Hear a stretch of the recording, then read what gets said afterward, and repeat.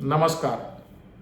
વિવાદાસ્પદ નિવેદનબાજી કરી અને રામાયણને પણ નહીં છોડનારા સમાજવાદી પાર્ટીના વરિષ્ઠ નેતા અને પાર્ટીના પ્રમુખ અખિલેશ યાદવના એકદમ નજીકના ગણાતા સ્વામી પ્રસાદ મૌર્યએ ફરી વખત બેફામ નિવેદનબાજી કરી છે. આ વખતે એમણે જે કરેલી નિવેદનબાજી છે એ નિવેદનબાજી ફરી એક વખત લોકોની લાગણી દુભાવનારી છે. આ એટલા માટે છે કારણ કે મૌર્યએ કહ્યું છે કે અયોધ્યામાં રામ મંદિરમાં રામલલાની પ્રાણ પ્રતિષ્ઠા એક ઢોંગ અને આડંબર છે. સ્વામી પ્રસાદ મૌર્યનું એવું કહેવું છે, પ્રાણ પ્રતિષ્ઠાથી પથ્થર સજીવ થઈ જતો હોય તો કોઈ મરત જ નહીં, અને આવું થઈ શકે તો મળદા કેમ ચાલી શકતા નથી? આ સવાલ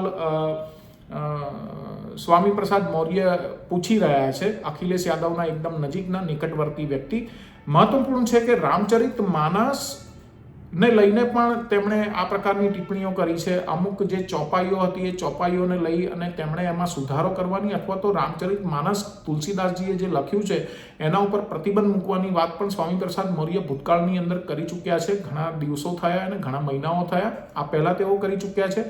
પણ સ્વામી પ્રસાદ મૌર્ય એ ભૂલી જાય છે કે કરોડો હિન્દુઓ ના આરાધ્ય દેવ રામ એ 500 વર્ષના સંઘર્ષ બાદ રામ જન્મભૂમિ ઉપર રામ મંદિરની અંદર ફરી એક વખત પ્રાણ પ્રતિષ્ઠિત થઈ અને સ્થાપિત થઈ રહ્યા છે. આવા સંજોગોમાં આ પ્રકારની નિવેદનબાજી જો કોઈ વોટ બેંકના ગણિતને ધ્યાનમાં રાખીને થતી હોય તો એ નિવેદનબાજી ખરેખર એ ખૂબ જ દુઃખદ છે. કારણ કે યુપીની જે રાજનીતિ છે એ રાજનીતિની અંદર મુસ્લિમ વોટ બેંક એક બહુ મોટો એમાં ભાગ ધરાવે છે, અને મુસ્લિમ વોટ બેંક જે છે 20% જેટલા મુસ્લિમો ત્યાંની વસ્તીના છે, અને લગભગ 200 વિધાનસભા બેઠકો ઉપર તેઓ ખૂબ સારા એવા વોટ ધરાવે છે.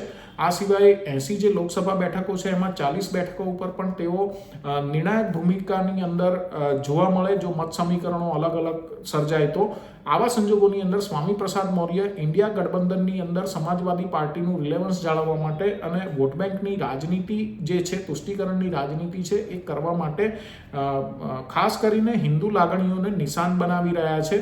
આ સિવાય તેઓ જાતિગત કાર્ડ ખેલી અને હિન્દુની પોલિટિકલ યુનિટી તોડવા માટે પણ આ પ્રકારની નિવેદનબાજી કરી રહ્યા છે. અને તેના માટે તેમના માટે સૌથી વધારે કોઈ સોફ્ટ ટાર્ગેટ હોય અત્યારે રામ મંદિરની પ્રાણ પ્રતિષ્ઠા થઈ છે, રામ જન્મભૂમિનો મુદ્દો જ્યાં સુધી ચાલતો હતો અને પ્રાણ પ્રતિષ્ઠિત રામલલા થયા પછી આ આખા મામલાની અંદર યુપીની અંદર એક રીતે રામ લહેર છે, યુપીની આખા ભારતની અંદર રામ લહેર છે.